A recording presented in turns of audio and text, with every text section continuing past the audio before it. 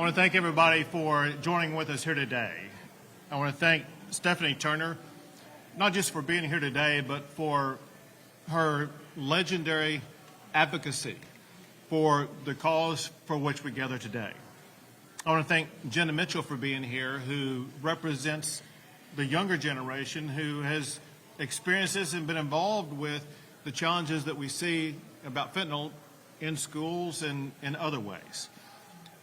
I want to thank all the family members and the advocates who joined with us, who paid too high a price, losing their family members, but knowing that working with the memory of your family member, you got engaged, you get involved, you ensure that there would be a purpose for the life of everybody affected by this, and that you all would be involved in transforming the state of Texas, making Texas better so that we can prevent more loss of life in the future. I want to thank members of the Texas legislature, some who are gathered with us today, others who worked with us tirelessly over the course of the session to make sure we got transformative reforms about fentanyl to my desk. Fentanyl is an epidemic that very simply has taken too many lives. I want to say thank you to the work by brave parents and loved ones. There we go. We'll be talking about this here momentarily. Brave parents and loved ones who have made Texans aware of this crisis. And with the new laws that I will sign today, we'll go a step further and put Texas on a pathway to truly saving lives in Texas. In 2022, last year, more than 2,000 Texans lost their lives because of fentanyl. That's more than 5 Texans losing their life every single day. Fentanyl is the #1 killer of Americans between the ages of 18 and 45. We've learned, unfortunately, all too well, that just one pill can kill.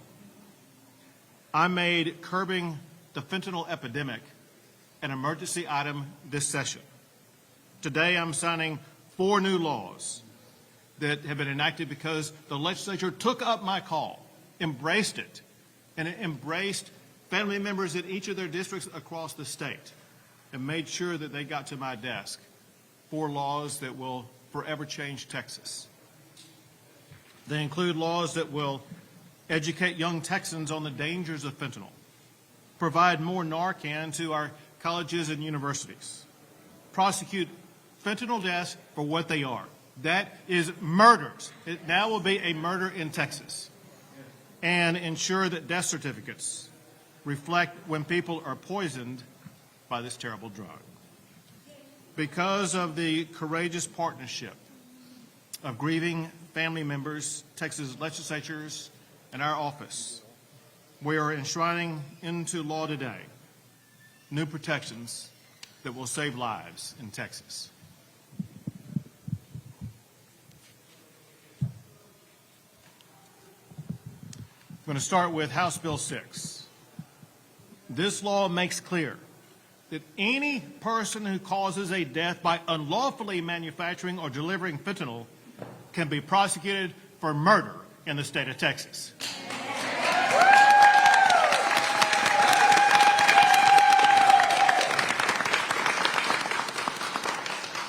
It enhances criminal penalties for the manufacture and delivery of fentanyl and requires proper acknowledgement on death certificates by requiring a death caused by fentanyl to be designated as fentanyl poisoning or fentanyl toxicity.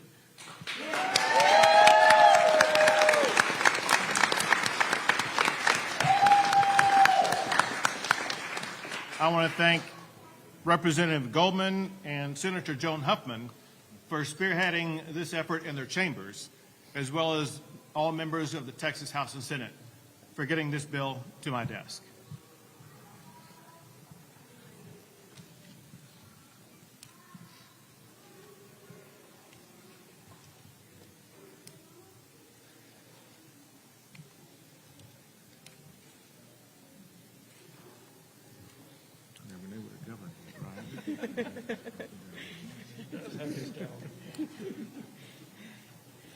There's going to be plenty of pens to go around for everybody.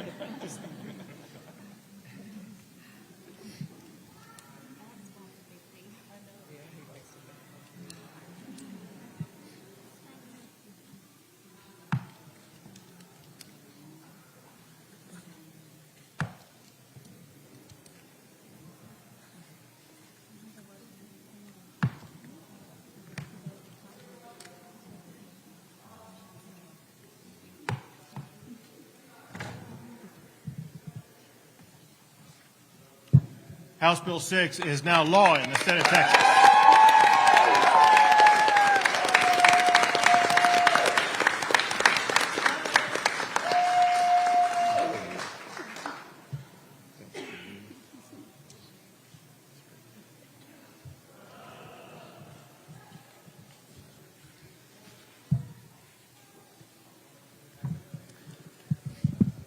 Next is House Bill 3908. Known as Tucker's Law. This requires schools to provide instruction on fentanyl abuse and prevention and drug poisoning awareness to students in grades 6 through 12. This law allows me to designate a week to be known as Fentanyl Poisoning Awareness Week. Tucker's Law is named after Tucker Rowe, who passed away at 19 years old after consuming a fentanyl-laced Percocet pill purchased from a peer on social media. Tucker's mother, Stephanie Turner, formed Texas Against Fentanyl to create awareness about fentanyl and advocate for education about the dangers of fentanyl in our schools. I want to thank all the members of the legislature. I want to thank Stephanie for her leadership, as well as Jenna for being an advocate for this in schools, but also an advocate helping educate Texas and our legislature about it. And I want to thank Representative Terry Wilson and Senator Brandon Creighton for getting this bill to my desk.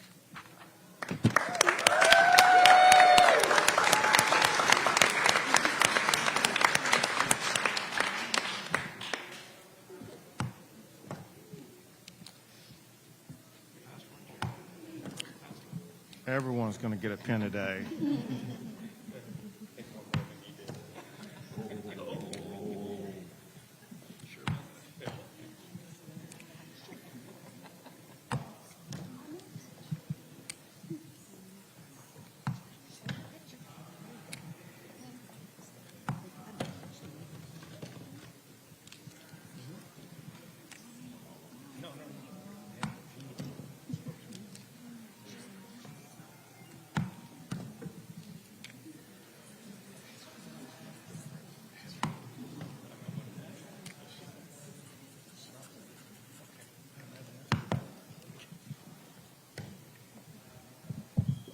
House Bill 3908 is now law in the state of Texas.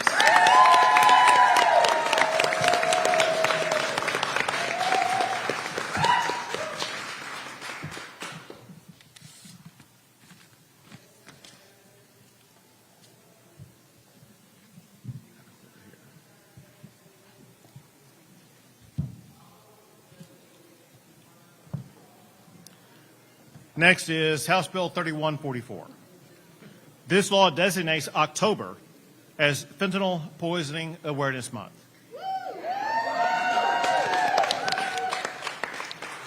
Among other things, this can be regularly observed through community activities to increase awareness of the dangers of fentanyl and fentanyl poisonings. I want to thank Representative John Lujan and Senator Donna Campbell for getting this to my desk.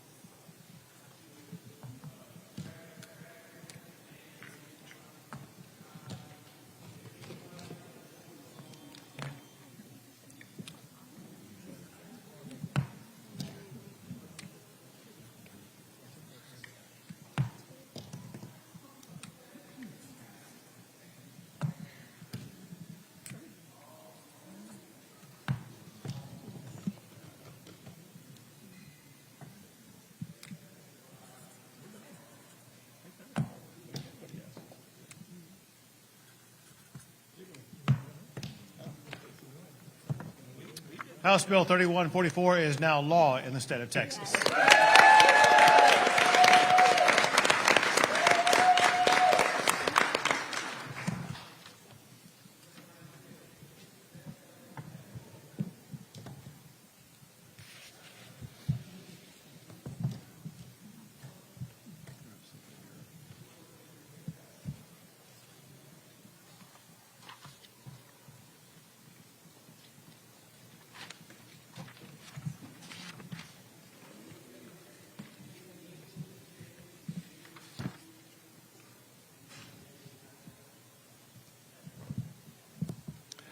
Next is Senate Bill 867.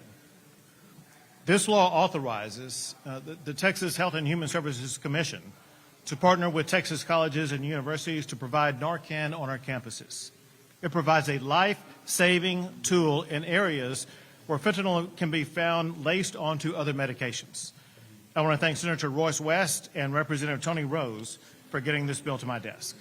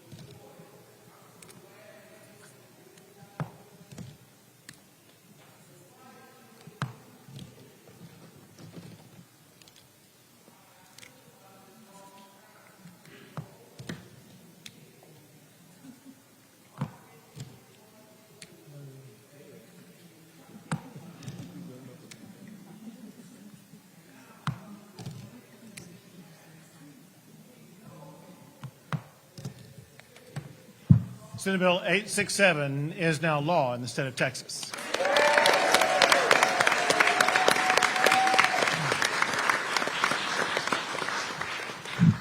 To share more information with you about the perspectives that the advocates see this through, I now want to turn the program over to Stephanie Turner.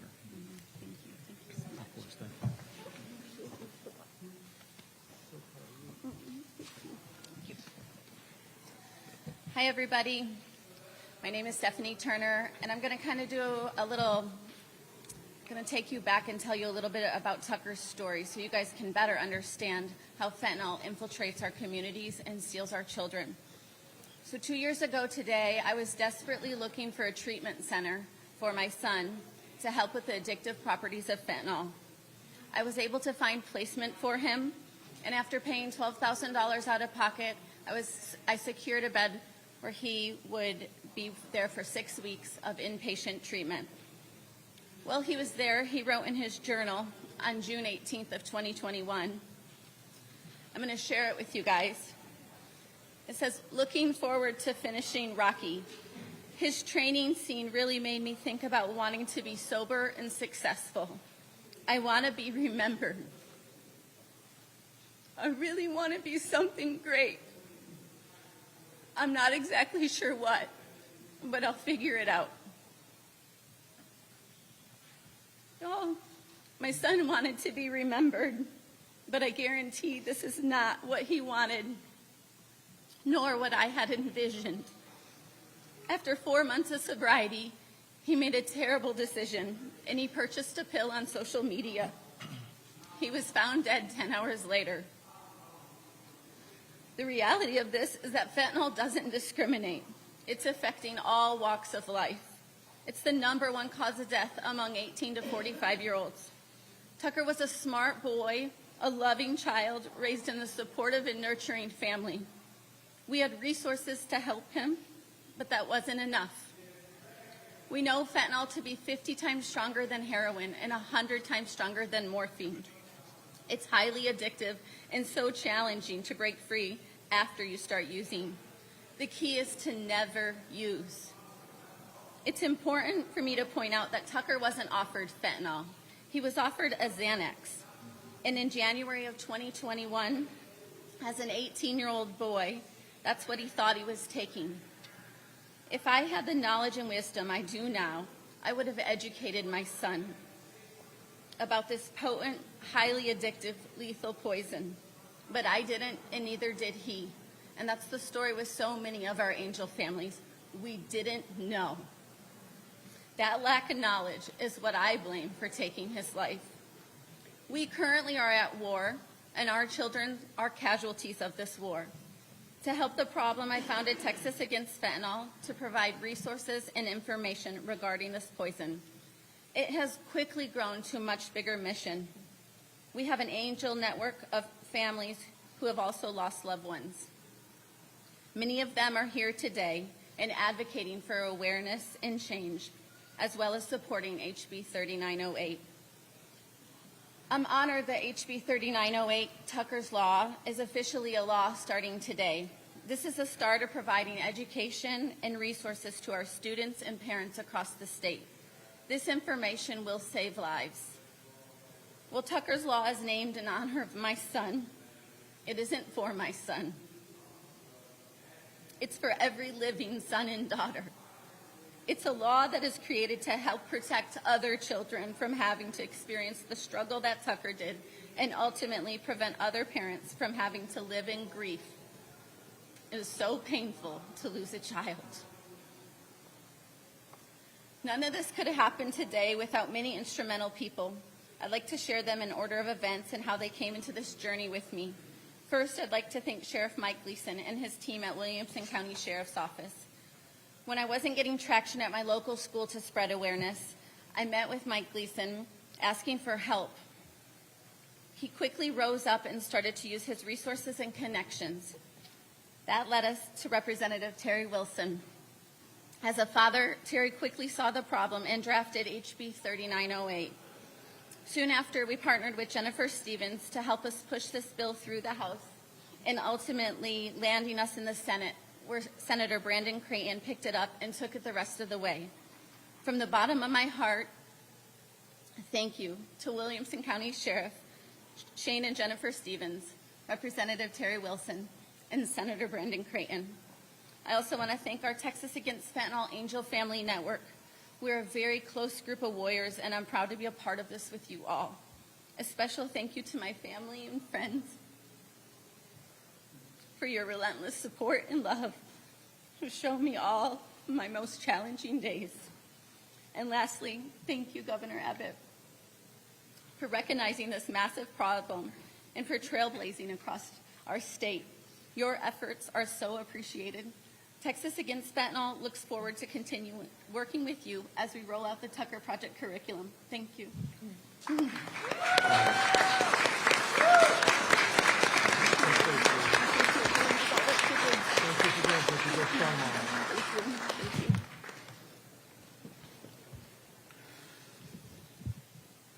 Laws in Texas are always improved when we have input from the younger generation. That is even more true when it concerns addressing challenges like fentanyl. We're very fortunate that through this process, we had guidance and input from people like Jenna Mitchell, who got to see this taking place in high school. And I would like to now turn the program over to Jenna. Thank you, Governor. Fentanyl is a clandestine killer, and younger Texans like me are especially vulnerable. Many students have never even heard about fentanyl or its deadly effects.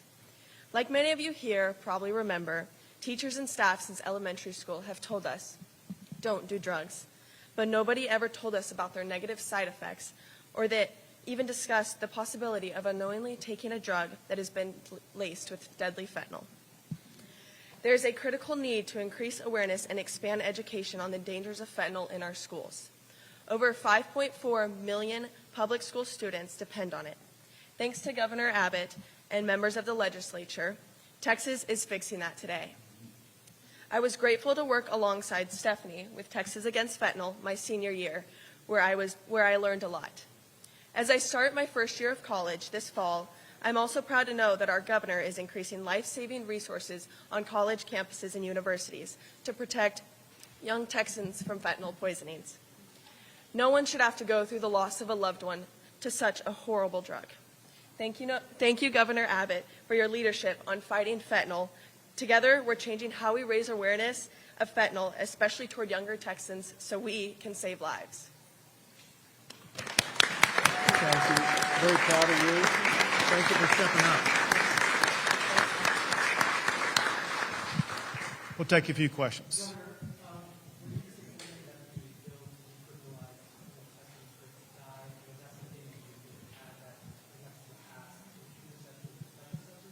So, as you may be aware, I expressed a change in position on this issue because I want to make sure that we're using every tool that we can to save lives. And as it concerns future special sessions, just know this.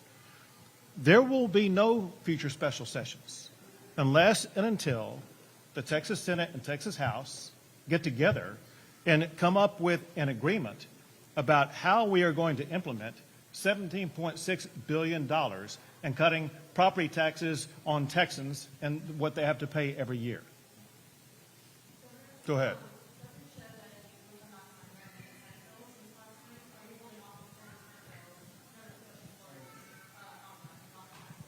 So my last day to sign or veto bills is this Sunday. As we get closer and closer to this Sunday, all of these bills that have yet to be signed face the possibility, if not the probability, that they're going to be vetoed. I've already looked at all the bills that I will agree to sign so far. And with each passing day, there'll be more vetoed that simply are not going to make it to the finish line. Governor, with House Bill 6, some advocates I've spoken to expressed that there might be unintended consequences due to increased penalties and how that works in concert with the Samaritan law, worries that people might not be willing to call 911 if, it was your friends and they were the ones who gave the bill. I'm curious how you would address those concerns and if you think those two laws might conflict at all. Those are the kinds of issues that legislators grapple with as they work on crafting a law. There's give and take. There's input, just like what you articulated, presented to committees, discussed on the House and Senate floors about what is the right pathway forward. And the considered group thought process by both the House and Senate is the structure that we have right now is the best structure going forward. We always can modify it if we learn more in the future about the need to modify it.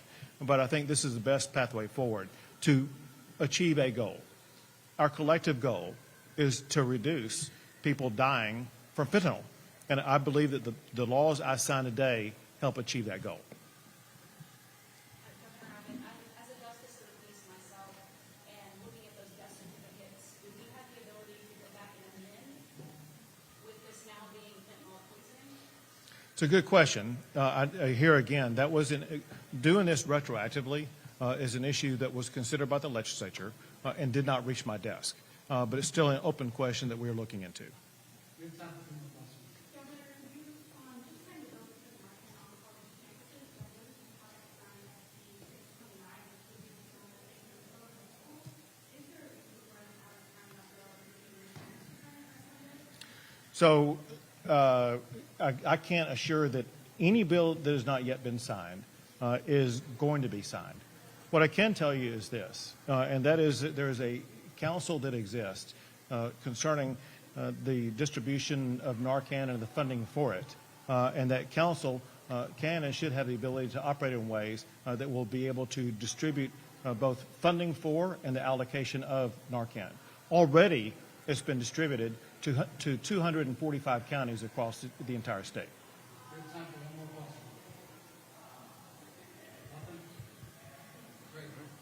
Thank you very much. But importantly, Thank you so much to every family who gathers with us today. This is not a law today. This is a movement by parents who are affected in ways in which no parent should ever be affected. On behalf of every legislator in this Capitol, I want to express my gratitude for the courage of everybody who gathers with us today, for what you've been through, to see us through where we are today, and to make sure that we continue this effort to make Texas a safer place from things like fentanyl. Thank you all. God bless you all.